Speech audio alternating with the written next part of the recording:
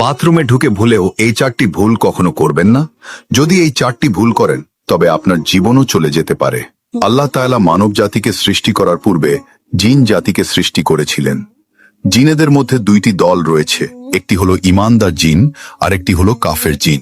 ঈমানদার জিনেরা থাকে পবিত্র জায়গায়, মসজিদ আর মাদ্রাসায়, আর কাফের জিনেরা থাকে অপবিত্র জায়গায়, মানে বাথরুমে। তাই বাথরুমে ঢুকে 4টি ভুল কখনো করবেন না। সেই 4টি ভুল কি তা জানার আগে আপনি যদি মুসলিম হয়ে থাকেন তাহলে ভিডিওটিতে একটা লাইক দিয়ে পেজটিকে ফলো করবেন আর ভিডিওটি শেয়ার করে সকলের কাছে পৌঁছে দেবেন আর কমেন্টে আপনার সুন্দর নামটি লিখে যাবেন। নাম্বার 1, বাথরুমে ঢোকার আগে দোয়া পাঠ করুন। আর যদি দোয়া না পারেন তাহলে বিসমিল্লাহ পাঠ করুন এবং বাথরুমে বাম পা দিয়ে প্রবেশ করুন। নাম্বার 2, বাথরুমে ঢুকে কখনো আয়না দেখবেন না। নাম্বার 3, বাথরুমের ভিতরে কখনো নগ্ন হয়ে বা উলঙ্গ হয়ে গোসল করবেন না।